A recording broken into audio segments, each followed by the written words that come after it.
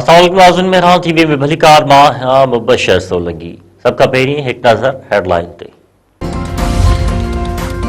KPK में अॼु गजगोड़ सां बरसात जो इम्कान। 23 जनवरी ताईं सूबे में वक़्फ़े सां वसकारे ऐं बर्फ़बारी जी अॻकथी।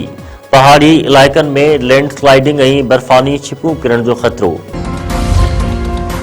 पंजाब केपीके ऐं सिंध जे इलाइक़नि में अॼु बि कोहीड़े जो राज। क़ौमी शाहरान ऐं मोटरवेज़ से ट्रैफ़िक की रवानगी में मुश्किलातूं। केतिरनि ई शहरनि में मोटरवेज़ जा मुख़्तलिफ़ सेक्शन ट्रैफ़िक लाइ बंदि। ख़राब मौसम सबबि 12 उॾाम मुलतवी। 94 देर जो शिकार। लाहौर में फ्लाइट ऑपरेशन वधीक मुतासिर। पाकिस्तान स्टॉक एक्सचेंज में कारोबार जो मस्बत आगाज़। 100 इंडेक्स में 1850 पॉइंटुनि खां वधीक जो इज़ाफ़ो। 100 इंडेक्स 1,83,000 पॉइंटुनि जी सतह खां वधी वियो। सलामती काउंसिल में ईरान जी सूरतहाल ते बहस।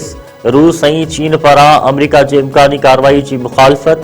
पाकिस्तान पारां सफ़ारतकारी ते ज़ोर।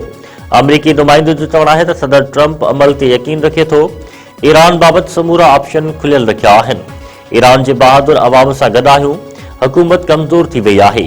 ईरानी नुमाइंदे ख़िताब कंदे चयो त छिकताण या टकराव नथा चाहियूं, पर अगराई जो भरपूर जवाब ॾींदासीं। रूसी नुमाइंदे चयो आहे त सलामती काउंसिल जो इजलास सर्कस खां वधीक कुझु बि न आहे।